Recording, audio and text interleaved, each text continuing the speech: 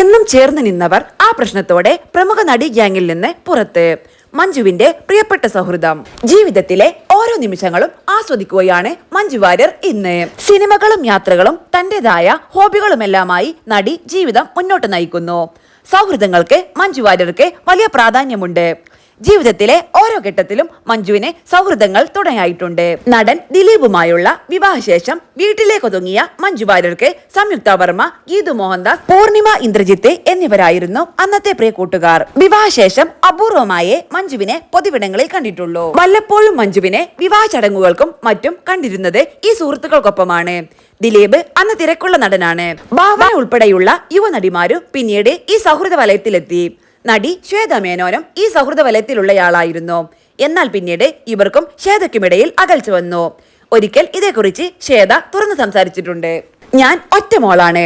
എനിക്ക് സ്നേഹിക്കാൻ മാത്രമേ അറിയൂ. എന്നോട് ആരെങ്കിലും കള്ളത്തരം പറഞ്ഞാൽ അത് ഡൈജസ്റ്റ് ചെയ്യാൻ ബുദ്ധിമുട്ടാണ്.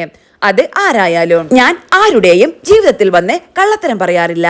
അങ്ങനെ എന്തോ ഒരു സ്വരച്ചേർച്ചക്കുറവ് വന്നു. കള്ളം പറഞ്ഞത് കൊണ്ടാണ് ഞാനാണ് ഏറ്റവും അവസാനം അറിഞ്ഞതെന്ന് തോന്നുന്നു. ബോളിവുഡിൽ നിന്ന് വന്ന എനിക്കവിടെ ബുദ്ധിമുട്ടുണ്ടായിട്ടില്ല. ഇവിടെ വന്നിട്ട് എന്തിന് ഞാൻ എന്നെ ബുദ്ധിമുട്ടിക്കുന്നു എന്ന രീതിയിൽ തന്നെയാണ്. പുറത്തു നിന്നെല്ലാം ആൾക്കാർ ചോദിക്കാൻ തുടങ്ങി.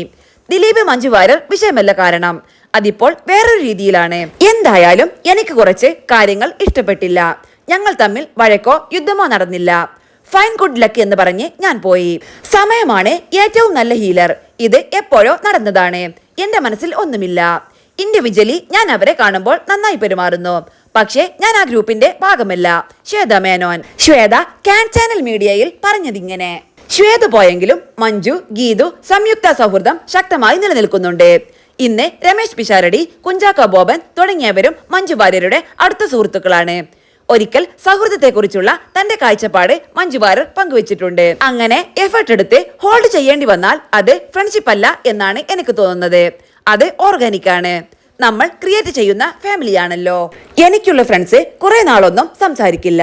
പക്ഷെ മാസങ്ങൾ കഴിഞ്ഞ് സംസാരിക്കുമ്പോൾ ഇന്നലെ സംസാരിച്ച് പിരിഞ്ഞതുപോലെയായിരിക്കും. ഒരു ഫ്രണ്ട്ഷിപ്പ് ഹോൾഡ് ചെയ്യാൻ നമ്മൾ എഫേർട്ട് ഇടണം എന്നുണ്ടെങ്കിൽ അത് യഥാർത്ഥ സൗഹൃദമല്ലെന്നാണ് എനിക്ക് തോന്നുന്നത്. മഞ്ജു വാര്യർ പറഞ്ഞതിങ്ങനെ. സിനിമകളുടെ തിരക്കിലാണ് മഞ്ജു വാര്യർ. ഗീതു മോഹൻദാസ് ടോക്സിക് എന്ന സിനിമ സംവിധാനം ചെയ്യുന്നു. സംയുക്ത വർമ്മ ഏറെക്കാലമായി സിനിമാ രംഗത്ത് നിന്നും മാറി നിൽക്കുകയാണ്. ഭാവന ഒരിടവേളയ്ക്ക് ശേഷം വീണ്ടും തുടരെ സിനിമകൾ ചെയ്യുന്നുണ്ട്.